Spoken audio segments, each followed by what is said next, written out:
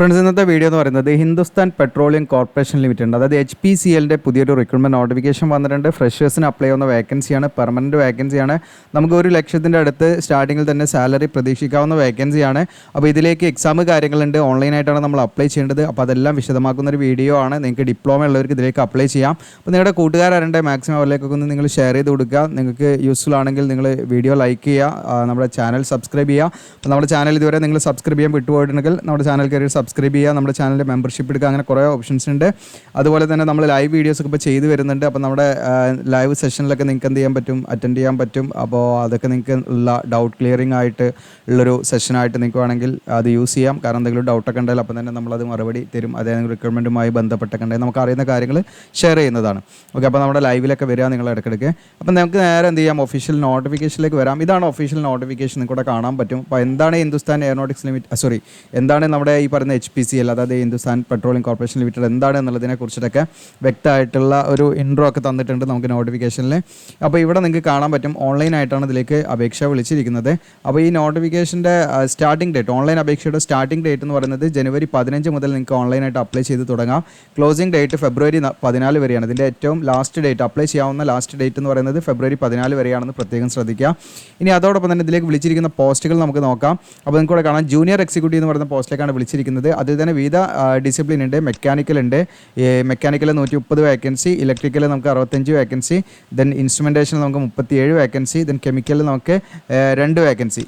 Okay, അപ്പോൾ ഇതാണ് ഇതിൻ്റെ കോർ ആയിട്ടുള്ള ആ ഒരു മെക്കാനിക്കൽ അല്ലെങ്കിൽ ഇലക്ട്രിക്കൽ അല്ലെങ്കിൽ ഇൻസ്ട്രുമെൻറ്റേഷൻ അല്ലെങ്കിൽ കെമിക്കൽ, ഇതിലേക്ക് 4 ഡിസിപ്ലിനിലേക്കാണ് വിളിച്ചിരിക്കുന്നത്. അപ്പോൾ അതുമായി ബന്ധപ്പെട്ടുള്ളതിൽ ഏതൊക്കെ അപ്ലൈ ചെയ്യാന്നുള്ള കാര്യങ്ങൾ ഞാൻ പറഞ്ഞുതരാം. അപ്പോൾ ഇതിൻ്റെ മാക്സിമം ഏജ് ലിമിറ്റ് 25 വയസ്സാണ്. ഇതിലേക്ക് ഏജ് ലിമിറ്റ് എന്ന് പറയുന്നത് മിനിമം 18 ആണ്. അപ്പോൾ ഏജ് ലിമിറ്റൊക്കെ കണക്കാക്കുന്നത് നമ്മുടെ ഫെബ്രുവരി 14, 2025 കണക്കാക്കിയിട്ടാണ്. 25 വയസ്സ് കഴിയാൻ പാടില്ല. അപ്പോൾ അതുകൊണ്ട് തന്നെ നിങ്ങൾ പ്രത്യേകം ശ്രദ്ധിക്കേണ്ടത്, OBC NCL ആണെങ്കിൽ അവർക്ക് 28 വയസ്സ് വരെ അപ്ലൈ ചെയ്യാം ഏത് പോസ്റ്റിലേക്കും. അതുപോലെ തന്നെ SC/ST ആണെങ്കിൽ അവർക്ക് 30 വയസ്സ് വരെ അപ്ലൈ ചെയ്യാം.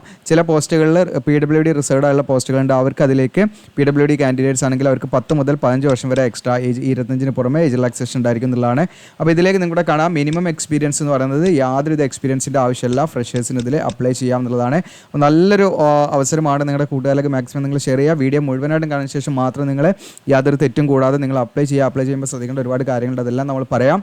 അപ്പോൾ എന്താണ് ഇതിൻ്റെ ക്വാളിഫിക്കേഷൻ എന്ന് വെച്ചാൽ 3 വർഷത്തെ ഡിപ്ലോമ കഴിഞ്ഞിരിക്കുക എന്നുള്ളതാണ്. 3 ഇയർ ഡ്യൂറേഷനുള്ള ഡിപ്ലോമ കഴിഞ്ഞവർക്ക് ഇതിലേക്ക് അപ്ലൈ ചെയ്യാം. അപ്പോൾ നിങ്ങൾക്ക് സംശയം ഉണ്ടാവും, അങ്ങനെയാണെങ്കിൽ ലാറ്ററൽ എൻട്രിയിലൂടെ കയറിയിട്ട്, അതായത് +2 അല്ലെങ്കിൽ ITI കഴിഞ്ഞിട്ട് നമ്മൾ ഡിപ്ലോമ ചെയ്തവരുണ്ടാവും. അങ്ങനെയാണെങ്കിൽ 2 വർഷം നമുക്ക് ചെയ്യാനുണ്ടാവുള്ളൂ ഡിപ്ലോമ. അങ്ങനെ 2 വർഷം ചെയ്തവരാണെങ്കിലും നിങ്ങൾക്ക് ഇതിലേക്ക് അപ്ലൈ ചെയ്യാം കേട്ടോ. ഓക്കെ, തീർച്ചയായിട്ടും ഇതിലേക്ക് അപ്ലൈ ചെയ്യാം. അപ്പോൾ ഞാൻ വെറുതെ പറയുന്നില്ല, അതെല്ലാം നോട്ടിഫിക്കേഷനിൽ പറയുന്നുണ്ട്, നമ്മളത് വെച്ചിട്ട് തന്നെയാണ് ഇത് പറയുന്നത് കേട്ടോ. അപ്പോൾ നമ്മളുടെ ചില അനുമാനങ്ങൾ മാത്രമല്ല വരുന്നത്. അപ്പം ഇതിൽ ഒഫീഷ്യലായിട്ട് നോട്ടിഫിക്കേഷനിൽ പറയുന്ന കാര്യം തന്നെയാണ്. അപ്പോൾ 3 ഇയർ ഡ്യൂറേഷൻ മാത്രമല്ല, നിങ്ങൾക്ക് 2 ഇയർ ഡ്യൂറേഷനിൽ നിങ്ങൾ ലാറ്ററലിലൂടെ കയറിയവരാണെങ്കിലും തീർച്ചയായിട്ടും നിങ്ങൾക്ക് എന്ത് ചെയ്യാം, അതത് ഡിസിപ്ലിനിൽ ചെയ്തിട്ടുണ്ടെങ്കിൽ നിങ്ങൾക്ക് തീർച്ചയായിട്ടും അപ്ലൈ ചെയ്യാന്നുള്ളതാണ്. അപ്പോൾ നിങ്ങൾക്ക് 3 ഇയർ ഡ്യൂറേഷൻ മാത്രമല്ല, 2 ഇയർ ഡ്യൂറേഷനിൽ നിങ്ങൾ ഡിപ്ലോമ കംപ്ലീറ്റ് ചെയ്തവരാണെങ്കിലും അപ്ലൈ ചെയ്യാം കേട്ടോ, അത് പ്രത്യേകം ശ്രദ്ധിക്കാം. അപ്പോൾ ഇവിടെ നിങ്ങൾക്ക് കാണാം, diploma in mechanical engineering diploma കഴിഞ്ഞവർക്ക് അപ്ലൈ ചെയ്യാം, ഇലക്ട്രിക്കൽ ഡിപ്ലോമ കഴിഞ്ഞവർക്ക് അപ്ലൈ ചെയ്യാം, ഇൻസ്ട്രുമെൻറ്റേഷനിൽ ഡിപ്ലോമ കഴിഞ്ഞവർക്ക് അപ്ലൈ ചെയ്യാം, കെമിക്കൽ ഡിപ്ലോമ കഴിഞ്ഞവർക്ക് അപ്ലൈ ചെയ്യാം. ഇനി ഇതിലേക്ക് യാതൊരുവിധ എക്സ്പീരിയൻസും വേണ്ടാന്ന് പറഞ്ഞു. അങ്ങനെയാണെങ്കിലും എക്സ്പീരിയൻസ് ഉള്ള ഉദ്യോഗാർത്ഥികൾക്കും ഇതിലേക്ക് അപ്ലൈ ചെയ്യുന്നതിൽ യാതൊരു തടസ്സവുമില്ല. ഇതിലേക്ക് ഫ്രഷേഴ്സിന് അപ്ലൈ ചെയ്യാം. ഫ്രഷേഴ്സിന് അപ്ലൈ ചെയ്യാനുള്ള വേക്കൻസിയാണ് എങ്കിൽ കൂടെയും നിങ്ങൾ എക്സ്പീരിയൻസ്ഡ് കാൻഡിഡേറ്റ്സ് ആണെങ്കിലും നിങ്ങൾക്ക് ഇതിലേക്ക് അപ്ലൈ ചെയ്യാം, നോ ഇഷ്യൂ. നിങ്ങൾ പ്രത്യേകം ശ്രദ്ധിക്കുക. ഇനി അടുത്ത് ഇവിടെ നിങ്ങൾക്ക് കാണാം ഏതൊക്കെ ഇതിൻ്റെ കോർ ഡിസിപ്ലിൻ കൊടുത്തിട്ടുണ്ട്. അപ്പോൾ അത് മെക്കാനിക്കലിലേക്ക് നിങ്ങൾക്ക് മെക്കാനിക്കൽ എഞ്ചിനീയറിംഗ് കഴിഞ്ഞവർക്കാണ് ഇതിലേക്ക് അപ്ലൈ ചെയ്യാൻ പറ്റുക. ഇലക്ട്രിക്കലേക്കാണെങ്കിൽ ഇലക്ട്രിക്കൽ എഞ്ചിനീയറിംഗ് കഴിഞ്ഞവർക്ക് ഇതിലേക്ക് അപ്ലൈ ചെയ്യാം. ഇൻസ്ട്രുമെൻറ്റേഷനിലേക്കാണെങ്കിൽ ഇൻസ്ട്രുമെൻറ്റേഷൻ, അതല്ലെങ്കിൽ ഇൻസ്ട്രുമെൻറ്റേഷൻ ആൻഡ് കൺട്രോൾ, അല്ലെങ്കിൽ ഇൻസ്ട്രുമെൻറ്റേഷൻ ആൻഡ് ഇലക്ട്രോണിക്സ് എഞ്ചിനീയറിംഗ്, ഈ പറഞ്ഞിരിക്കുന്ന ഏതെങ്കിലും ഡിസിപ്ലിനിൽ നിങ്ങൾ ഡിപ്ലോമ കഴിഞ്ഞവരാണെങ്കിൽ ഇൻസ്ട്രുമെൻറ്റേഷനിലേക്ക് അപ്ലൈ ചെയ്യാം. കെമിക്കലിലേക്ക് നിങ്ങൾക്ക് കെമിക്കൽ എഞ്ചിനീയറിംഗ് കഴിഞ്ഞവർക്ക് അപ്ലൈ ചെയ്യാം. ഇനി കെമിക്കൽ ടെക്നോളജി കഴിഞ്ഞവർക്കും അപ്ലൈ ചെയ്യാവുന്നതാണ്. അപ്പം നിങ്ങൾ ഈ പറയുന്ന 3 ഇയർ ഡ്യൂറേഷനുള്ള ഡിപ്ലോമ നിങ്ങൾ കഴിഞ്ഞിരിക്കുക എന്നുള്ളതാണ്. ഈ ലാറ്ററലിലൂടെ കയറിയവരാണെങ്കിൽ 2 വർഷത്തെ ഡ്യൂറേഷൻ ഉണ്ടായിരിക്കും, അവർക്കും ഇതിലേക്ക് അപ്ലൈ ചെയ്യാൻ പ്രത്യേകം ശ്രദ്ധിക്കുക. ഇനി ഇതിൻ്റെ മിനിമം നമുക്ക് ആ ഒരു പെർസെൻറ്റേജ് വേണം. നമ്മുടെ ഡിപ്ലോമയിൽ നിങ്ങൾക്ക് ഡിപ്ലോമയിൽ ഉണ്ടായിരിക്കേണ്ട പെർസെൻറ്റേജ് എന്ന് പറഞ്ഞാൽ ജനറൽ, OBC, അതുപോലെ ഈ പറയുന്ന EWS കാൻഡിഡേറ്റ്സ് ഒക്കെ ആണെങ്കിൽ അവർക്ക് 60% മാർക്ക് മിനിമം ഉണ്ടായിരിക്കണം എന്നുള്ളതാണ്. അപ്പോൾ നിങ്ങളുടെ കോഴ്സ് നിങ്ങൾ കംപ്ലീറ്റ് ചെയ്തിരിക്കേണ്ടത് നിങ്ങൾക്ക് മിനിമം 60% മാർക്കോടുകൂടി പാസ്സായിരിക്കും ഇതിലേക്ക് അപ്ലൈ ചെയ്യാൻ പറ്റുള്ളൂ എന്ന കാര്യം വസ്തുത മനസ്സിലാക്കുക. മനസ്സിലാക്കി വെക്കുക. എന്നാൽ SC/ST PWD കാൻഡിഡേറ്റ്സ് ആണെങ്കിൽ 50% മാർക്കുള്ളവർക്കും ഇതിലേക്ക് അപ്ലൈ ചെയ്യാവുന്നതാണ്. ഓക്കെ, ബാക്കിയുള്ളവർക്ക് മിനിമം 60% മാർക്ക് എല്ലാ പോസ്റ്റിലേക്കും ഉണ്ടായിരിക്കണം. അതായത് നമ്മുടെ ഡിപ്ലോമയിൽ 60% മാർക്ക് വേണമെന്നുള്ളതാണ്, പ്രത്യേകം ശ്രദ്ധിക്കുക. ഇനി ഇതിൻ്റെ ഷോർട്ട് ലിസ്റ്റും അത് സെലക്ഷനൊക്കെ എങ്ങനെയാണെന്ന് വെച്ചാൽ ഇതിലേക്ക് നമുക്ക് കമ്പ്യൂട്ടർ ബേസ്ഡ് ടെസ്റ്റ് ഉണ്ടായിരിക്കും. അത് കഴിഞ്ഞിട്ട് ഗ്രൂപ്പ് ടെസ്റ്റ് അല്ലെങ്കിൽ ഗ്രൂപ്പ് ഡിസ്കഷൻ ഉണ്ടായിരിക്കാം. അത് കഴിഞ്ഞിട്ട് സ്കിൽ ടെസ്റ്റ് ഉണ്ടായിരിക്കാം. അത് കഴിഞ്ഞിട്ട് പേഴ്സണൽ ഇൻ്റർവ്യൂ ഉണ്ടായിരിക്കാം, എക്സെട്ര. അവർ തീരുമാനിക്കുന്ന പോലെ കുറച്ച് കാര്യങ്ങളൊക്കെ ഇതിലുണ്ടാവും. അപ്പം നമുക്ക് ആദ്യം തന്നെ കമ്പ്യൂട്ടർ ബേസ്ഡ് എക്സാമിനേഷൻ ആണ്. അതിൽ നിന്ന് നമ്മൾ സെലക്ട് ആയി കഴിഞ്ഞാലാണ് പിന്നീട് നമുക്ക് ഗ്രൂപ്പ് ഡിസ്കഷനും സ്കിൽ ടെസ്റ്റും പേഴ്സണൽ ഇൻ്റർവ്യൂ കാര്യങ്ങളൊക്കെ ഉണ്ടാകുക. അപ്പോൾ അതൊക്കെ ജസ്റ്റ് നമ്മൾ ക്വാളിഫൈ ചെയ്താൽ മതി എന്നുള്ളതാണ്. നമ്മൾ ആ കമ്പ്യൂട്ടർ ബേസ്ഡ് ടെസ്റ്റിന് നല്ല മാർക്ക് വാങ്ങാൻ ശ്രദ്ധിക്കുക നിങ്ങൾ. ഇനി ഇവിടെ നിങ്ങൾക്ക് കമ്പ്യൂട്ടർ ബേസ്ഡിൻ്റെ ഒരു സ്കീം കാര്യങ്ങൾ കൊടുക്കുന്നുണ്ട്. 2 പാർട്ട് ഉണ്ടായിരിക്കും ഇതിൽ. Objective type multiple choice questions ആയിരിക്കും ഉണ്ടായിരിക്കുക. ഇവിടെ കാണാൻ ജനറൽ ആപ്റ്റിറ്റ്യൂഡ് എന്ന് പറഞ്ഞിട്ടൊരു പാർട്ട് ഉണ്ടായിരിക്കും. അതിൽ ഇംഗ്ലീഷ് ലാംഗ്വേജും അതുപോലെ ക്വാണ്ടിറ്റേറ്റീവ് ആപ്റ്റിറ്റ്യൂഡ് ടെസ്റ്റും അതുപോലെ ഇൻ്റലക്ച്വൽ പൊട്ടൻഷ്യൽ ടെസ്റ്റും കാര്യങ്ങളൊക്കെയാണ്. അതായത് ലോജിക്കൽ റീസണിങ്, ഡാറ്റ ഇൻ്റർപ്രിട്ടേഷനാണ് അതിലുണ്ടാകുക. ഓക്കെ, ഇത്രയും മേഖലയാണ് അത് കവർ ചെയ്യുന്നത്. ഇനി രണ്ടാമത്തെ പാർട്ട് വരുന്നത് ടെക്നിക്കൽ ഒരു പ്രൊഫഷണൽ നോളജാണ്. ഇതിൽ നമുക്ക് ഈ പറയുന്ന നമ്മുടെ ഡിപ്ലോമ, അതായത് നിങ്ങൾ എസെൻഷ്യൽ ക്വാളിഫിക്കേഷൻ ഉണ്ടല്ലോ, ഇപ്പോൾ മെക്കാനിക്കലാണ്, മെക്കാനിക്കൽ റിലേറ്റഡ് ഉള്ള ഇൻസ്ട്രുമെൻറ്റേഷൻ റിലേറ്റഡ് ഉള്ള ക്വസ്റ്റൻസ് ആണ് ടെക്നിക്കൽ പാർട്ട് എന്നുണ്ടാകുക കേട്ടോ. അപ്പോൾ അങ്ങനെയാണ് അതിൻ്റെ എക്സാമിൻ്റെ കാര്യങ്ങളൊക്കെ നിങ്ങൾ പ്രത്യേകം ശ്രദ്ധിക്കാം. ഇനി ഇതിൻ്റെ സാലറി കാര്യങ്ങളൊക്കെ നമുക്ക് നോക്കാം. അതായത് ഇതിൻ്റെ പേ സ്കെയിലും കൂടെ കാണാൻ പറ്റും. 30,000 മുതൽ 1,20,000 ആണ്. അപ്പോൾ കമ്പനിയുടെ കോസ്റ്റ് വരുന്നത് കൂടെ കാണാൻ പറ്റും. 10.58 ലക്ഷം. ഓക്കെ, 5-8 ലക്ഷമാണ്. 10.58, അതായത് 10 ലക്ഷം നമുക്ക് പറയാം. അപ്പോൾ അതായത് നമുക്ക് നിയർ 1 ലാഖിൻ്റെ അടുത്ത് നമുക്ക് സാലറി പ്രതീക്ഷിക്കാവുന്നതാണ്. അത്രയുള്ള ഒട്ടനവധി ബെനിഫിറ്റ് കാര്യങ്ങൾ കൂടെ കാണാൻ DA അത് വെച്ച് തുടങ്ങിയിട്ടുള്ള ഒട്ടനവധി അലവൻസും കാര്യങ്ങളൊക്കെ നമുക്ക് എന്താണ് ഈ പറയുന്ന സാലറിക്ക് പുറമേ ഉണ്ടായിരിക്കും. അപ്പോൾ നമുക്കൊരു സ്റ്റാർട്ടിങ്ങിൽ തന്നെ ഒരു 50,000 മുകളിൽ സാലറി തീർച്ചയായിട്ടും നിങ്ങൾക്ക് വാങ്ങാൻ. നിയർ നമുക്ക് 1 ലാഖിൻ്റെ അടുത്ത് വരെ നമുക്ക് എത്താമെന്നുള്ളതാണ് നിങ്ങൾ മനസ്സിലാക്കേണ്ടത്. പിന്നെ നമുക്ക് 1 ലാഖിന് നമ്മൾ എക്സ്പീരിയൻസും ഇതൊക്കെ അതിനനുസരിച്ച് നമുക്ക് ആ സ്കെയിലിൽ മാക്സിമം നമുക്ക് ആ ഒരു ബെനിഫിറ്റ് കിട്ടും എന്നുള്ളതാണ് നിങ്ങൾ മനസ്സിലാക്കേണ്ടത്. ഒട്ടനവധി അലവൻസും കാര്യങ്ങളൊക്കെ ഉണ്ടായിരിക്കും. ഓക്കെ, ഇനി ഇവിടെ ഇതിൻ്റെ പ്ലേസ്മെൻറ്റ് നമുക്ക് പോസ്റ്റിംഗ് ലൊക്കേഷൻ എന്ന് പറയുന്നത് ഇപ്പം നമുക്ക് ഈ പറയുന്ന HPCLൻ്റെ എവിടെ വേണമെങ്കിലും പോസ്റ്റ് ചെയ്യാം. ഏത് യൂണിറ്റിൽ നമുക്ക് ഓൾ ഇന്ത്യ ലെവലിൽ എവിടെ വേണമെങ്കിലും നമ്മൾ പോസ്റ്റ് ചെയ്യാം എന്നുള്ളതാണ്. അപ്പോൾ നിലവിൽ ഇപ്പോൾ ഉള്ള ഓപ്പണിംഗ് എന്ന് പറയുന്നത് അതിൻ്റെ തന്നെ POL സപ്ലൈ ലൊക്കേഷൻ, അതുപോലെ LPG പ്ലാന്റിലേക്കും പൈപ്പ് ലൈനിലേക്കും ഏവിയേഷൻ സർവീസ് ഫെസിലിറ്റീസിലേക്കും ദെൻ ലൂബ് പ്ലാന്റ്സിലേക്കും ഒക്കെ ആയിട്ടാണ് എക്സെട്ര. അങ്ങനെയുള്ള വിവിധ ഇതിലേക്കാണ് മാർക്കറ്റിംഗ് മേഖലയിലേക്കൊക്കെ ആയിട്ടാണ് കുറച്ച് വേക്കൻസികൾ വന്നിരിക്കുന്നത്. അപ്പോൾ അതിൻ്റെ വിവിധ ബ്രാഞ്ചുകൾക്ക് അല്ലെങ്കിൽ വിവിധ ഈ പറയുന്ന യൂണിറ്റുകളിലേക്കായിട്ടും വിവിധ മാർക്കറ്റിംഗ് ഡിവിഷനിലേക്കൊക്കെ ഉള്ള വേക്കൻസികളാണ് നിലവിൽ വന്നിരിക്കുന്നത്. അപ്പോൾ ഇത് നമുക്ക് ഈ ട്രാൻസ്ഫറബിൾ ആയുള്ള പോസ്റ്റാണ്. എവിടേക്ക് വേണമെങ്കിലും നമ്മൾ ട്രാൻസ്ഫർ ചെയ്യാം. ഏത് ഡിപ്പാർട്ട്മെൻറ്റിലേക്ക്, ഏത് ഡിവിഷനിലേക്ക് വേണമെങ്കിലും നമ്മൾ ട്രാൻസ്ഫർ ചെയ്യാം. ഏത് ലൊക്കേഷനിലേക്ക് വേണമെങ്കിലും നമ്മൾ ട്രാൻസ്ഫർ ചെയ്യാം. അത് കമ്പനി തീരുമാനിക്കുന്ന പോലെയാണ്. അപ്പോൾ നിങ്ങൾ ഇപ്പോൾ നമുക്ക് കേരളത്തിലൊക്കെ ഉണ്ടല്ലോ HPCL എന്ന് പറയുന്നത് നമുക്ക് കാണാവുന്നതാണ്. നമുക്ക് കേരളത്തിലും ഒക്കെ ഉണ്ട്. അതുകൊണ്ട് തന്നെ എവിടെയും നമുക്ക് പോസ്റ്റിംഗ് പ്രതീക്ഷിക്കാവുന്നതാണ്. ഇനി ഇവിടെ ഇതിൻ്റെ പ്രൊബേഷൻ ഓർ റിട്ടൻഷനാണ്. പ്രൊബേഷൻ പീരീഡ് എന്ന് പറഞ്ഞാൽ ഇപ്പോൾ നിങ്ങൾക്ക് ഇതിലേക്ക് സെലക്ട് ആയി കഴിഞ്ഞാൽ 1 ഇയർ നിങ്ങൾ എന്ത് ചെയ്യും, പ്രൊബേഷൻ പീരീഡ് ഉണ്ടായിരിക്കും. ജോയിൻ ചെയ്ത സമയം മുതൽ 1 ഇയർ നിങ്ങൾക്ക് എന്താണ് ഒരു പ്രൊബേഷൻ പീരീഡ് കംപ്ലീറ്റ് ചെയ്യണം. പ്രൊബേഷൻ പീരീഡ് നമ്മൾ സക്സസ്ഫുള്ളി കംപ്ലീറ്റ് ചെയ്ത് കഴിഞ്ഞാൽ നിങ്ങൾ ഈ ഇതിലേക്ക് കൺഫേം ചെയ്യും. അതായത് ഈ പറയുന്ന പോസ്റ്റിലേക്ക് പെർമനൻറ്റ് വേക്കൻസി ആയിട്ട് കൺഫേം ചെയ്യും. അപ്പോൾ പ്രൊബേഷൻ പീരീഡ് എന്ന് പറഞ്ഞാൽ ഒന്നുമില്ല. നമ്മളിപ്പോൾ PSC ഒക്കെ എഴുതിക്കാണെങ്കിലും നമുക്ക് എന്താണ് നമ്മൾ എക്സാം എഴുതിയെന്നുണ്ട് കാര്യമില്ല. നിങ്ങൾക്ക് പ്രൊബേഷൻ പീരീഡ് ഉണ്ടാവും. ചിലപ്പോൾ 2 വർഷമായിരിക്കും, ചിലപ്പോൾ 1 വർഷമായിരിക്കും ചില പോസ്റ്റിന്. അപ്പോൾ അങ്ങനെ വരുന്ന സമയത്ത് നമ്മൾ ആ സമയത്ത് നമ്മൾ എന്ത് ചെയ്യണം, നമ്മൾ ചെയ്യേണ്ട കുറച്ച് കാര്യങ്ങളൊക്കെ ഉണ്ടാവും. നമുക്കൊരു ട്രെയിനിങ് പോലെയുള്ള കുറച്ച് കാര്യങ്ങളും ഒക്കെ കിട്ടും. അപ്പോൾ അതിൽ നമ്മൾ എന്താണ് അവർക്ക്, അതായത് ഇപ്പോൾ കമ്പനിക്ക് ആവശ്യമുള്ള രീതിയിൽ നമ്മൾ പെർഫോം ചെയ്യുന്നുണ്ടോ എന്നുള്ള കാര്യങ്ങളൊക്കെയാണ് കമ്പനി ഒബ്സർവ് ചെയ്യുക. അപ്പോൾ അതിൽ നമ്മൾ ഭയങ്കരമായിട്ട് വീക്ക് ആണെങ്കിൽ മേ ബി നമ്മൾ എന്ത് ചെയ്യും, അതിന്ന് നമ്മളെ ടെർമിനേറ്റ് ചെയ്യുന്ന സാഹചര്യങ്ങളൊക്കെ ഉണ്ടാവും. അപ്പോൾ അത് വലിയ സംഭവം എന്നല്ല.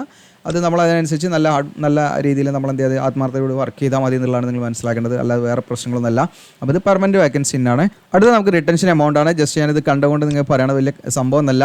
അതായത് ഇപ്പോൾ നമ്മൾ ഈ പറയുന്ന 30,000 മുതൽ 1,20,000 എന്നുള്ള സ്കെയിലാണ് നമ്മൾ വർക്ക് ചെയ്യാൻ പോകുന്നത്. അപ്പോൾ ആ സ്കെയിൽ വർക്ക് ചെയ്യുന്ന ഉദ്യോഗാർത്ഥികളെ ഇവരെന്ത് ചെയ്യുന്നത് വെച്ചാൽ നമുക്കൊരു വർഷത്തെ പ്രൊബേഷൻ പീരീഡ് ഉണ്ട്. ആ പ്രൊബേഷൻ പീരീഡ് നമ്മൾ ആദ്യത്തെ 1 വർഷമാണ് നമുക്ക് പ്രൊബേഷൻ പീരീഡ് ഉണ്ട്. ആ പ്രൊബേഷൻ പീരീഡിലെ ആദ്യത്തെ 6 മാസം ഓരോ മാസവും നമ്മുടെ കയ്യിൽ നിന്ന് എന്ത് ചെയ്യും, 5,000 രൂപ അവരെന്ത് ചെയ്യും, പിടിച്ചു വെക്കും. ഇപ്പോൾ ഫോർ എക്സാമ്പിൾ നമുക്ക് 50,000 സാലറി കിട്ടുന്നത് വിചാരിക്കും. 50,000 സാലറി കിട്ടുകയാണെങ്കിൽ നമ്മുടെ കയ്യിലേക്ക് 45 അവർ തരുള്ളൂ. ബാക്കി 5,000 എന്ത് ചെയ്യും, അവർ പിടിച്ചു വെക്കും. 5,000 അവർ പിടിച്ചു വെക്കും. ഓക്കെ, അപ്പോൾ നിങ്ങൾക്ക് ഈ 5,000 പിടിച്ചു വെക്കുന്നത് എന്ന് വെച്ചാൽ എല്ലാ മാസവും പിടിച്ചു വെക്കില്ല. മീൻസ് അതായത് നമുക്ക് പ്രൊബേഷൻ പീരീഡ് എല്ലാ മാസവും പിടിച്ചു വെക്കുന്നില്ല. ആദ്യത്തെ 6 മാസത്തെ ഈ എന്താണ് സാലറിയിൽ നിന്ന് 5,000 രൂപ അവർ പിടിച്ചു വെക്കും. അത് നമ്മൾ എന്താണ് ഈ പറയുന്ന എന്താണ് കൺഫർമേഷൻ ആയി കഴിഞ്ഞാൽ, നമ്മൾ പ്രൊബേഷനൊക്കെ സക്സസ്ഫുള്ളി കംപ്ലീറ്റ് ചെയ്ത് നമ്മൾ ഈ പോസ്റ്റിലേക്ക് ഓക്കെ ആണെന്ന് കൺഫർമേഷൻ ആയി കഴിഞ്ഞാൽ ആ എമൗണ്ട് എന്ത് ചെയ്യും, അവർ റീഫണ്ട് തരും.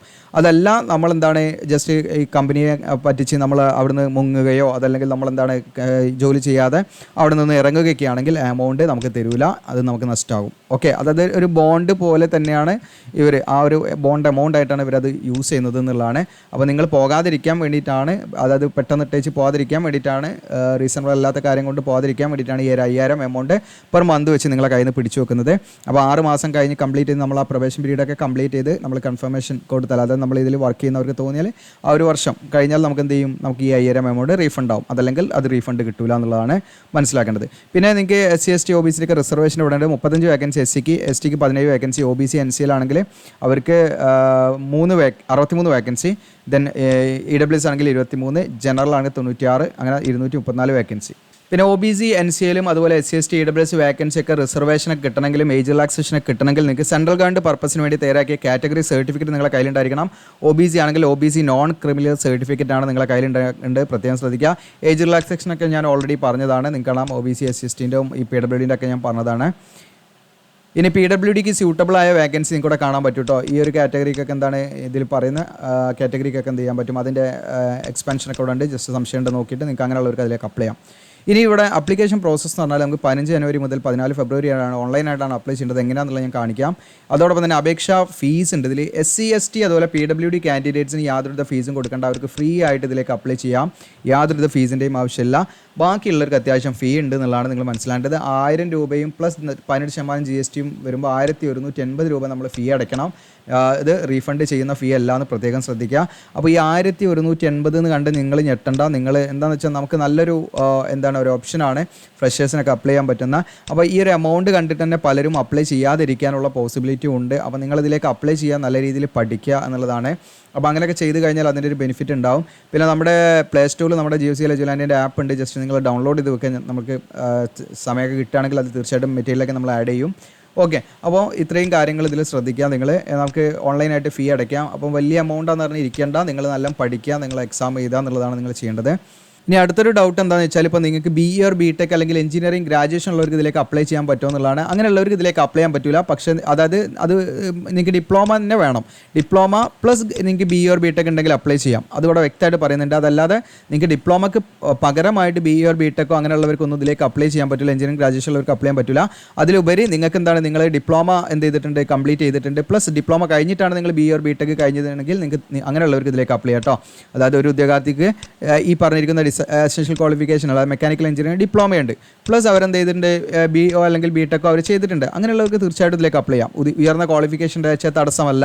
ഇനി അതല്ല, ഒരു ഉദ്യോഗാർത്ഥി എന്താണ് ഡിപ്ലോമ ചെയ്തിട്ടില്ല, അവരെന്താ ചെയ്തത് മെക്കാനിക്കൽ എഞ്ചിനീയറിംഗിൽ BE or BTech ആണ് ചെയ്ത് വിചാരിക്കുക, അങ്ങനെയുള്ളവർക്ക് ഇതിലേക്ക് അപ്ലൈ ചെയ്യാൻ പറ്റില്ല. ഓക്കെ, അപ്പോൾ എസൻഷ്യൽ ക്വാളിഫിക്കേഷൻ എന്താണോ പറഞ്ഞത് അതുണ്ടായിരിക്കണം. അതിൻ്റെ മുകളിൽ ഹയർ ക്വാളിഫിക്കേഷൻ ഉണ്ട് വിചാരിച്ചാൽ അതൊരു പ്രശ്നമല്ല, അങ്ങനെയുള്ളവർക്കും അപ്ലൈ ചെയ്യാം. ഇനിയിപ്പോൾ നിങ്ങളുടെ മാർക്ക് ഷീറ്റിൽ നമ്മളിതിൽ പെർസെൻറ്റേജ് വേണമെന്ന് പറഞ്ഞതുകൊണ്ട് തന്നെ പ്രത്യേകം ശ്രദ്ധിക്കണം. നിങ്ങളുടെ മാർക്ക് ഷീറ്റിൽ ചിലപ്പോൾ CGP അല്ലെങ്കിൽ OGP ഒക്കെ ആയിരിക്കും. അങ്ങനെയാണെങ്കിൽ നിങ്ങൾക്ക് അതിനെക്കുറിച്ചിട്ടൊക്കെ നിങ്ങൾക്ക് കൂടുതൽ ഡൗട്ട് ഉണ്ട്, നമ്മൾ ലൈവ് വരാം. അപ്പോൾ ലൈവ് നമ്മൾ ഒരു 9 o'clock ശേഷമായിരിക്കും രാത്രി വരിക. അപ്പോൾ അങ്ങനെ നിങ്ങൾ കമൻറ്റ് ചെയ്യുകയാണെങ്കിലൊക്കെ നമ്മൾ ഓരോ ദിവസം പ്ലാൻ ചെയ്തിട്ട് നമുക്ക് ചെയ്യാവുന്നതാണ്. ഓക്കെ, അപ്പോൾ നിങ്ങൾക്കിപ്പോൾ ഈ CGP അല്ലെങ്കിൽ OGP അങ്ങനെയൊക്കെയുള്ള ഡൗട്ട് കാര്യങ്ങളൊക്കെ ഉണ്ടെങ്കിൽ നമുക്ക് അതിലൂടെ കൂടുതൽ കാര്യങ്ങൾ പറഞ്ഞുതരാൻ പറ്റും. ഞാൻ ജസ്റ്റ് ഷോർട്ടായിട്ട് പറഞ്ഞുതരാം. നിങ്ങളുടെ സർട്ടിഫിക്കറ്റിൽ ചിലപ്പോൾ നിങ്ങൾക്ക് ഗ്രേഡ് പോയിൻറ്റ് 6.7 അങ്ങനെ പറഞ്ഞിട്ട് അല്ലെങ്കിൽ 10ൻ്റെ താഴെയുള്ളൊരു നമ്പർ ആയിരിക്കും നിങ്ങളുടെ ഗ്രേഡ് പോയിൻ്റ് ആയിട്ട് ലാസ്റ്റ് കൊടുത്തിട്ടുണ്ടാകുക. അപ്പോൾ അതാണ് നിങ്ങളുടെ സർട്ടിഫിക്കറ്റ് എങ്കിൽ നിങ്ങൾക്ക് ഇതിൽ പെർസെൻറ്റേജ് മനസ്സിലാക്കണം. അപ്പോൾ ഇതിലാണെങ്കിൽ പറയുന്നുണ്ട് മിനിമം 60% മാർക്ക് വേണം, SC ST PWD ആണെങ്കിൽ 50% മാർക്ക് വേണം നിങ്ങൾക്ക് ഇതിലേക്ക് അപ്ലൈ ചെയ്യാനുള്ള ക്വാളിഫിക്കേഷനായിട്ട്. അപ്പോൾ അങ്ങനെ ആകുമ്പോൾ നിങ്ങൾക്ക് കൺഫ്യൂഷൻ ഉണ്ടാവും. അപ്പോൾ അതാണ് ഞാനിവിടെ പറയാൻ ശ്രമിക്കുന്നത്, പ്രത്യേകം ശ്രദ്ധിക്കാം. അപ്പോൾ നമ്മുടെ സർട്ടിഫിക്കറ്റ് CGP ആണെങ്കിൽ കൂടിയും അധിക സർട്ടിഫിക്കറ്റിലും കൺസോളിഡേറ്റ് മാർക്ക് ഷീറ്റ് എടുത്ത് നോക്കിയാൽ നിങ്ങൾക്ക് കാണാൻ പറ്റും. ഈ CGPA ഇൻറ്റു നിങ്ങൾക്ക് ഒരു ഇവിടെ എഴുതിയിട്ടുണ്ടാവും CGPA cumulative grade point average എന്നാണ് CGPA വരുന്നത്. അപ്പോൾ നിങ്ങൾക്ക് ഇവിടെ CGPA എന്ന് കൊടുത്തിട്ട് ഇൻറ്റു മൾട്ടിപ്ലിക്കേഷൻ എന്ന് പറഞ്ഞിട്ട് നിങ്ങൾക്ക് ഇവിടെ കാണാൻ പറ്റും. എനിക്ക് തോന്നുന്നു 9.5 അങ്ങനെയൊക്കെയുള്ള ഒരു നമ്പറൊക്കെ ചിലപ്പോൾ നിങ്ങൾക്ക് അവിടെ കാണാൻ പറ്റും. ഓക്കെ, അപ്പോൾ ഇതൊരു ഇക്വേഷൻ ആണ്. അതായത് നമ്മൾ യൂണിവേഴ്സിറ്റി അല്ലെങ്കിൽ നമ്മൾ പഠിച്ച ബോർഡ് നമുക്ക് തന്നിരിക്കുന്ന ഒരു ഫോർമുലയാണ്. അത് സർട്ടിഫിക്കറ്റ് ഉണ്ടോ എന്ന് ആദ്യം ചെക്ക് ചെയ്യാം. അതുണ്ടെങ്കിൽ പേടിക്കാനില്ല. ജസ്റ്റ് നിങ്ങളുടെ CGPA 6.8 ആണെങ്കിൽ അത് ഇൻറ്റു മൾട്ടിപ്ലൈ ചെയ്താൽ മതി. ആ നമ്പറുമായിട്ട് മൾട്ടിപ്ലൈ ചെയ്താൽ നിങ്ങൾക്ക് പെർസെൻറ്റേജ് കിട്ടും, ഡയറക്റ്റ് പെർസെൻറ്റേജ് കിട്ടും. അതല്ല അങ്ങനെ പ്രത്യേകിച്ച് യാതൊന്നും നിങ്ങളുടെ കൺസോളിഡേറ്റ് മാർക്ക് ഷീറ്റിൽ കാണുന്നില്ലെങ്കിൽ നിങ്ങൾ പഠിച്ച സ്ഥാപനം അല്ലെങ്കിൽ യൂണിവേഴ്സിറ്റി ആയിട്ട് നിങ്ങൾ എന്ത് ചെയ്യണം, നിങ്ങൾ കോൺടാക്ട് ചെയ്യണം. അങ്ങനെ കോൺടാക്ട് ചെയ്തിട്ട് അവരുമായിട്ട് നിങ്ങൾ സംസാരിച്ചിട്ട് എന്ത് ചെയ്യണം, അതിൽ ഒരു വ്യക്തത വരുത്തണം. അതായത് നമ്മുടെ CGPA നമുക്ക് എന്ത് ഫോർമുല വെച്ചിട്ടാണ് നമ്മൾ എന്ത് ചെയ്യുന്നത് അതിനെ പെർസെൻറ്റേജ് ആക്കുന്നതെന്ന് അവരോട് ചോദിക്കണം. ഓക്കെ, അത് ചോദിക്കുക മാത്രമല്ല നിങ്ങൾ ഇൻ്റർവ്യൂ, അതായത് ഈ പറയുന്ന എക്സാം സെലക്ഷൻ നടന്ന് അതായത് എക്സാം കഴിഞ്ഞു, നിങ്ങൾ ഷോർട്ട് ലിസ്റ്റ് ചെയ്തു, ഇൻ്റർവ്യൂവിന് പോകുന്ന സമയത്ത് നിങ്ങളുടെ കയ്യിൽ ഈ പറഞ്ഞ സംഭവം ഉണ്ടായിരിക്കണം. അതായത് നിങ്ങൾ അതിനെ പെർസെൻറ്റേജ് ആക്കിയിട്ടുണ്ടെങ്കിൽ നിങ്ങളുടെ സർട്ടിഫിക്കറ്റിൽ അങ്ങനെ ഒരു ഫോർമുല ഇല്ല. നിങ്ങളത് ഈ പറയുന്ന കോളേജിൽ നിന്ന് അന്വേഷിച്ചിട്ടോ അല്ലെങ്കിൽ യൂണിവേഴ്സിറ്റിയിൽ അന്വേഷിച്ചിട്ടോ നിങ്ങൾ അതിനെന്ത് ചെയ്തു കൺവേർട്ട് ചെയ്യുന്ന ആ ഒരു രീതി നിങ്ങൾ മനസ്സിലാക്കുകയും അതിനെ കൺവേർട്ട് ചെയ്ത് നിങ്ങൾ ഓൺലൈൻ ആപ്ലിക്കേഷൻ ഫോമിൽ നിങ്ങളുടെ പെർസെൻറ്റേജ് എന്താണ് 80% ഇട്ട് കൊടുത്ത് അങ്ങനെയുള്ളവരാണെങ്കിൽ അവരെന്ത് ചെയ്യണമെന്ന് വെച്ചാൽ നമ്മുടെ യൂണിവേഴ്സിറ്റി അല്ലെങ്കിൽ കോളേജിൽ നിന്ന് നമ്മൾ LMS പഠിച്ച സ്ഥാപനത്തിൽ നിന്ന് എന്ത് ചെയ്യണം, നമ്മൾ അത് സർട്ടിഫൈ ചെയ്ത് വാങ്ങണം. ഓക്കെ, അതായത് ഇന്നതാണ് ഇതിൻ്റെ ഫോർമുല നമ്മൾ എന്ത് ചെയ്യണം, ഈ പറയുന്ന അതോറിറ്റിയിൽ നിന്നും സർട്ടിഫൈ ചെയ്ത് വാങ്ങണം. നമ്മുടെ CGPA എങ്ങനെയാണ് കൺവേർട്ട് ചെയ്യുക എന്നുള്ളത് നമ്മൾ സർട്ടിഫൈ ചെയ്ത് വാങ്ങണം. അത് ഇൻ്റർവ്യൂവിൻ്റെ സമയത്തേക്ക് മതി. നമ്മൾ ഓൺലൈൻ അപ്ലൈ ചെയ്യുന്ന സമയത്ത് നമുക്ക് അതിൻ്റെ ഫോർമുല കറക്റ്റ് നമ്മൾ അതിൽ അപ്ലൈ ചെയ്തിട്ട് ആയിരിക്കണം നമ്മൾ എന്ത് ചെയ്യേണ്ടത്, പെർസെൻറ്റേജ് ഇടേണ്ടത് എന്നുള്ളതാണ്. നിങ്ങൾക്ക് മനസ്സിലായിട്ടുണ്ടാകുന്ന വിചാരിക്കുന്നു. ഇല്ലെങ്കിൽ നിങ്ങൾ കമൻറ്റ് ചെയ്യുക, നമുക്ക് എന്ത് ചെയ്യാം, ഓൺലൈൻ സെഷനിൽ ലൈവ് സെഷൻ നമുക്ക് വരാവുന്നതാണ്. ഓക്കെ, ഇനി ഇതിൽ ഞാൻ പറഞ്ഞു ലാറ്ററൽ എൻട്രിയിലൂടെ പഠിച്ചവർക്ക്, അതായത് +2 അല്ലെങ്കിൽ ITI കഴിഞ്ഞിട്ട് നിങ്ങൾ ഡിപ്ലോമ കഴിഞ്ഞവരാണെങ്കിൽ 2 വർഷത്തെ കോഴ്സാണ് ഉണ്ടായിരിക്കുക ലാറ്ററൽ എൻട്രി എന്ന് പറയുന്നത്. അങ്ങനെയുള്ളവർക്കും തീർച്ചയായിട്ടും ഇതിലേക്ക് അപ്ലൈ ചെയ്യാന്നുള്ളതാണ്.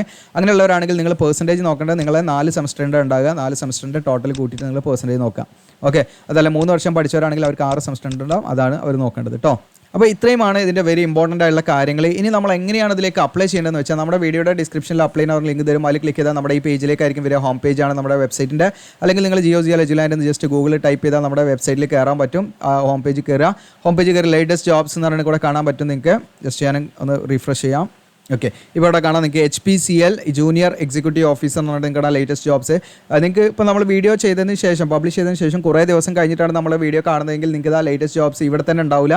ഇത് താഴോട്ട് വന്ന് എന്ത് ചെയ്യും, ഇവിടുന്ന് അപ്രത്യക്ഷമാവും. അപ്പോൾ നിങ്ങൾക്ക് റീഡ് മോർ എന്നുള്ള ക്ലിക്ക് ചെയ്തിട്ട് എന്ത് ചെയ്യാം, നിങ്ങൾക്ക് ഈ പറയുന്ന HPCL ജൂനിയർ എക്സിക്യൂട്ടീവ് എന്നുള്ളതിൻ്റെ ആ ഒരു നോട്ടിഫിക്കേഷൻ നിങ്ങൾക്ക് ഇവിടെ നിന്ന് എടുക്കാൻ പറ്റും. ഇനി അതല്ല നമുക്കിത് അവിടെ സെർച്ച് ബാർ കൂടെ കാണാൻ പറ്റും. ഓക്കെ, ഇവിടെ സെർച്ച് ബാറിൽ ജസ്റ്റ് നിങ്ങൾ എന്താ HPCL എന്ന് സെർച്ച് ചെയ്താൽ മതി. HPCL എന്ന് സെർച്ച് ചെയ്ത് കഴിഞ്ഞാൽ ടേം സെർച്ച് ചെയ്താൽ തന്നെ ജസ്റ്റ് ഇതാ HPCL എന്ന് സെർച്ച് ചെയ്താൽ കാണിച്ചു തരാം. നിങ്ങൾക്കിവിടെ കാണാൻ പറ്റുന്നുണ്ടോ, HPCL ജൂനിയർ എക്സിക്യൂട്ടീവ്. അത് സെർച്ച് ആയി വരും കേട്ടോ.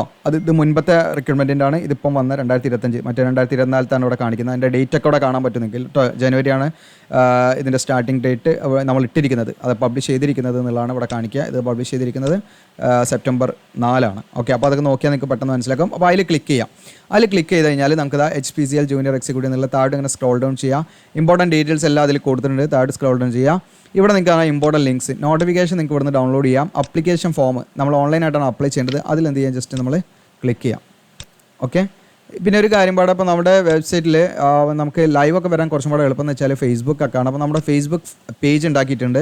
ഇപ്പോൾ നമ്മുടെ ഫേസ്ബുക്ക് പേജ് എല്ലാവരും ഒന്ന് കയറി ഫോളോ ചെയ്തിടുക. കാരണം അതിൽ നിങ്ങൾക്ക് എക്സാം നോട്ടിഫിക്കേഷനുമായി ബന്ധപ്പെട്ടും അഡ്മിറ്റ് കാർഡ് വരുന്നതൊക്കെ ആയിട്ട് നമുക്ക് പെട്ടെന്ന് ഇൻഫോം ചെയ്യാൻ പറ്റും. വളരെ സിമ്പിളായിട്ട് എഡിറ്റ് ചെയ്തിടാൻ പറ്റും പോസ്റ്റൊക്കെ ആയിട്ട്. അപ്പോൾ നിങ്ങൾ ജസ്റ്റ് എന്ത് ചെയ്യുക, നമ്മുടെ കാരണം സോഷ്യൽ മീഡിയ എല്ലാവരും ഉപയോഗിക്കുന്നതാണ്. പിന്നെ നിങ്ങൾ എപ്പോഴും യൂട്യൂബ് കയറി നോക്കുക എന്ന് പറയുന്നത് നമ്മളെപ്പോഴും കയറി നോക്കുന്ന ഒരു സംഭവമല്ല യൂട്യൂബ്. എന്നാൽ ആവശ്യമുണ്ടെങ്കിൽ കയറി നോക്കുന്നൊരു സംഭവമാണ് എന്നുള്ളതാണ് മനസ്സിലാക്കുന്നത്. അപ്പോൾ ഫേസ്ബുക്ക് ആണ് നമ്മൾ വെറുതെ എൻ്റർടൈൻ ചെയ്യാൻ വേണ്ടി ചെയ്യുന്നത്. അപ്പോൾ അതിലൊക്കെ ഫോളോ ചെയ്താൽ നമ്മൾ ഇടുന്ന പോസ്റ്റൊക്കെ നിങ്ങൾക്ക് കറക്റ്റായി നോട്ടിഫിക്കേഷനായിട്ട് വരികയും നിങ്ങൾക്ക് അത് മിസ് ചെയ്യാതിരിക്കും. അപ്പോൾ ഫോളോ ചെയ്യാൻ മറക്കണ്ട കേട്ടോ. ഓക്കെ, അപ്പോൾ നമ്മൾ ഈ പറയുന്ന അപ്ലൈ നൗ, അതായത് അപ്ലിക്കേഷൻ ഫോം എന്നുള്ളതിൽ ക്ലിക്ക് ചെയ്താൽ നമ്മൾ ഈ ഒരു പേജിലേക്കാണ് വരിക. ഇതാണ് HPCLൻ്റെ റിക്രൂട്ട്മെൻറ്റ് പേജ്. അപ്പോൾ ഇതിൽ നമ്മൾ എന്ത് ചെയ്യണമെന്ന് വെച്ചാൽ ഇപ്പോൾ നമുക്ക് സൈനിങ് ചെയ്യാനുള്ള ഓപ്ഷനാണ് ഇവിടെ വന്നിരിക്കുന്നത്. ഇവിടെ നിങ്ങൾക്ക് കാണാൻ പറ്റും ഒരു ബ്ലൂ ബാറായിട്ടും കൂടെ കാണാൻ പറ്റും sign up for new registration എന്നുള്ള ബട്ടൺ ഉണ്ട്. ആദ്യം നമ്മൾ എന്ത് ചെയ്യണം, ഇതിൽ രജിസ്റ്റർ ചെയ്യണം. അപ്പോൾ അതിൽ നമ്മൾ എന്ത് ചെയ്യുക, ക്ലിക്ക് ചെയ്യാം. അതിൽ ക്ലിക്ക് ചെയ്യുന്ന സമയത്ത് നിങ്ങൾക്ക് ഇവിടെ കാണാൻ പറ്റും നിങ്ങളുടെ ഫസ്റ്റ് നെയിം, ഫസ്റ്റ് നെയിം നമ്മൾ കൺഫേം ചെയ്യാം, മോൾ കൊടുത്തത് നെയിം തന്നെ. പിന്നെ നമ്മൾ മിഡിൽ നെയിം ഉണ്ടേ കൊടുക്കുക, ലാസ്റ്റ് നെയിം ഉണ്ടേ കൊടുക്കുക. അപ്പോൾ നമ്മുടെ SSLC ബുക്കിൽ എങ്ങനെ, അപ്പോൾ നിങ്ങളുടെ ഫുൾ നെയിം ഇവിടെ എഴുതി കാണിക്കും. നിങ്ങളുടെ SSLC ബുക്കുള്ള പോലെയാണ് അവിടെ ഫുൾ നെയിം എഴുതി കാണിക്കുന്നത്. നിങ്ങൾ ചെക്ക് ചെയ്യാം. Mobile number, confirm mobile number, പിന്നെ mail ID, confirm mail ID. എന്നിട്ട് നമ്മൾ എന്ത് ചെയ്യുക, വെരിഫൈ ചെയ്യാം. മെയിൽ ID ഒക്കെ വെച്ചിട്ട് വെരിഫൈ ചെയ്യണം. OTP വന്നിട്ട് നമുക്ക് ആ OTP ഒക്കെ കൊടുത്ത് വെരിഫൈ ചെയ്യണം. എന്നിട്ട് നമ്മൾ എന്ത് ചെയ്യുക, റീടൈപ്പ് ചെയ്യുക. എന്നിട്ട് എന്ത് ചെയ്യുക, രജിസ്റ്റർ എന്ന് ചെയ്യാം. ഇപ്പോൾ ഇത് നമ്മൾ വേണമെങ്കിൽ ലൈവായിട്ട് ഈ പറയുന്ന ആപ്ലിക്കേഷൻ ഫോം ഫില്ലിംഗ് വീഡിയോ ചെയ്യാവുന്നതാണ്. നിങ്ങൾക്ക് എല്ലാവരും ഒപ്പം വരികയാണെങ്കിലൊക്കെ നമുക്ക് ചെയ്താലും നിങ്ങൾക്ക് എവിടെയും ഡൗട്ടൊക്കെ ഉണ്ട് അതിനെ ചെയ്യാം. ഇനി അതെല്ലാം നമ്മൾ ഇതുപോലെ ഒരു ഡോക്യുമെൻ്ററി വീഡിയോ ആയിട്ട് ചെയ്യണമെങ്കിൽ നിങ്ങൾ മീൻസ് നമ്മളിങ്ങനെ റെക്കോർഡഡ് ആയിട്ട് ചെയ്യണമെങ്കിൽ നിങ്ങൾ കമൻറ്റ് ചെയ്യുകയാണെങ്കിൽ ഇതിൻ്റെ കംപ്ലീറ്റ് എങ്ങനെയാണ് ഫോം ഫില്ല് ചെയ്യേണ്ടത് എന്നുള്ളതിൻ്റെ വീഡിയോ നമ്മൾ പ്രിൻ്റ് എടുക്കുന്ന വരെയുള്ള വീഡിയോസ് നമുക്ക് ചെയ്യാം. ഓക്കെ, അപ്പോൾ ഇത് മാക്സിമം എന്നിട്ട് കൂടുതലേക്ക് ഷെയർ ചെയ്യാം, സബ്സ്ക്രൈബ് ചെയ്യാം, ലൈക്ക് ചെയ്യാം. Thank you.